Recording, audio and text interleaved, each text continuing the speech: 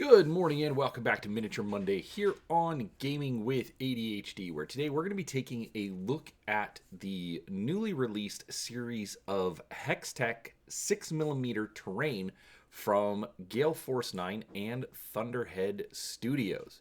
Now, this is a line of pre-painted resin terrain that honestly I wasn't planning on picking up until a recent trip to California, and I found a bunch of it on clearance, which was kind of surprising, but I wasn't going to complain when it was available at those prices. Personally, I am someone who prefers Battletech on maps. I think it gives a little bit more variety. The maps have always been really high quality, and it's just how I've been used to playing.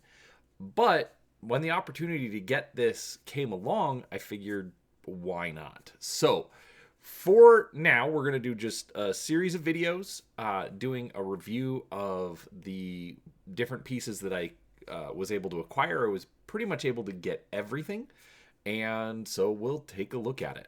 But before we get into the actual review, do make sure you're subscribed to the channel. I try to put out a few videos or live streams each week covering all sorts of tabletop gaming content or painting miniatures, whatever it is. And I'd love for you to come along and see what we have to share. So make sure you're subscribed so you don't miss any of those videos. All right, so for this particular, as I awkwardly lean across the screen, so this is today we're going to look at part number 6, the Justice Tower. Let's switch over to our top-down camera. Now, I was originally going to put this on my my little turntable, but this is a little bit big for it. So I decided that we would just look at it on the regular top-down camera. So you get 2 parts out of the package. You get the building itself, and you also get this base that matches up with your hex maps. Now, right off the bat, I have a small problem with this, which let me see if I can point this out. So I have this more or less centered on the base, but as you can see, there's a significant gap around the bottom, which isn't necessarily a problem, but it's kind of unsightly. So I'm not entirely sure how I'm going to correct that, or even if I'm going to try. This is a semi-flexible piece of rubber. I wouldn't put a whole lot of oomph into trying to bend it, but it's still rather soft. Putting it like on your kitchen table, you're not going to have to worry about it scratching anything, so that is nice. Also, the building, I do want to point out, this is a piece of velvet, and again, putting it on your kitchen table, you're not going to have to worry about anything there. So, the building itself, this thing comes in at 5.5 inches tall.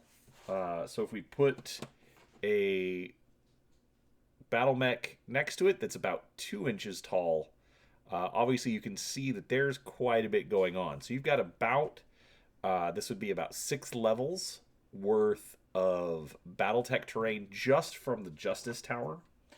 Now, there are a few things to take notice. Now, this is resin. Resin is typically cast using rubber molds, typically in 2 parts, so you are going to notice some issues. Like right here we have the seam from the rubber mold. Actually, let me grab something to point with. There's, actually, let me focus a little better. There's different defects around different undercuts. So unfortunately, I'm kind of mixed on this. It doesn't look bad. The paint job is very simple. You've got this blue line. They didn't really worry about going up underneath the little ridge there.